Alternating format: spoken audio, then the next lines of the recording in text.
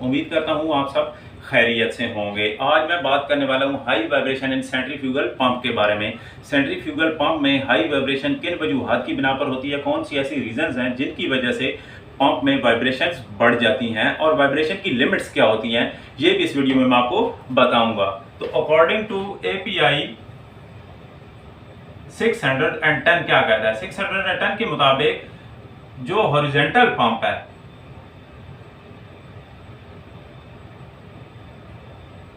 Horizontal pump के लिए vibration limit है लेस देन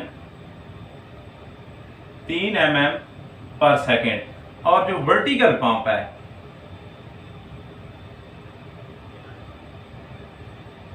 उसके लिए है लेस देन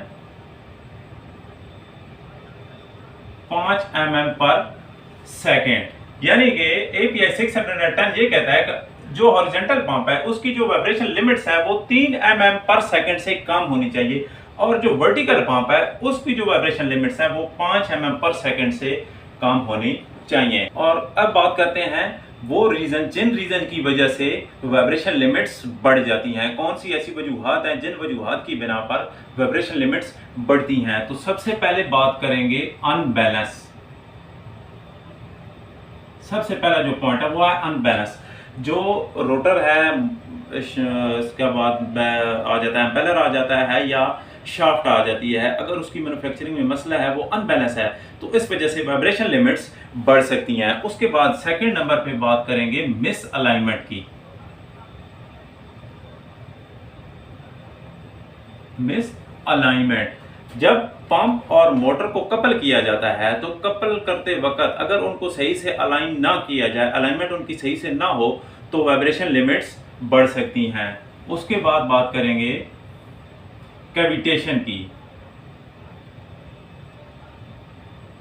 कैविटेशन क्या है? कैविटेशन जब हमारा फ्लूइड का प्रेशर जो है वो वेपर प्रेशर से कम हो जाता है सेक्शन पे, तो कैविटेशन पैदा होती है। कैविटेशन से हाई वाइब्रेशंस पैदा होती हैं। उसके बाद बात करेंगे मैकेनिकल वेयर की।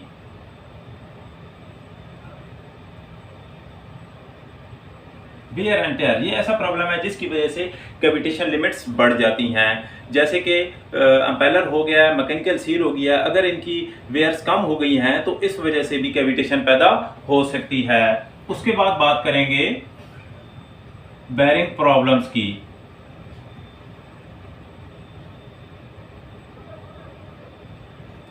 बेरिंग प्रॉब्लम, अगर बेरिंग डैमेज हो जाता है या बेरिंग की क्लीननेस बढ़ जाती है तो ये भी ऐसी वजह है जिसकी वजह से वाइब्रेशन लिमिट्स बढ़ जाती हैं। उसके बाद बात करेंगे फ्लो इश्यूज।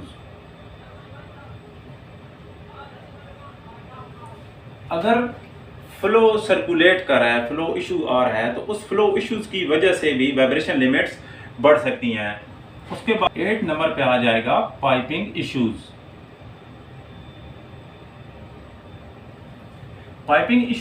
पाइपिंग इश्यूज क्या है? अगर पाइपिंग की लेआउट सही से नहीं की गई है, या सेक्शन पाइप या डिस्चार्ज पाइप जो है उसको सही से सपोर्ट्स नहीं है, होल्ड नहीं है, तो ये ऐसी वजह है जिसकी वजह से वाइब्रेशन लिमिट्स बढ़ सकती हैं। ये 8 पॉइंट मैंने आपको बताए हैं। ये ऐसे पॉइंट है, अगर जो हमारा इक्विपमेंट है, अगर इक्विपमेंट में वाइब्रेशन लिमिट्स बढ़ रही हैं, तो ये ऐसे पॉइंट है जिनको हम चेक कर सकते हैं कि इनमें कौन सा ऐसा वीक पॉइंट है जिसकी वजह से वाइब्रेशन लिमिट्स हमारी बढ़ी हुई हैं।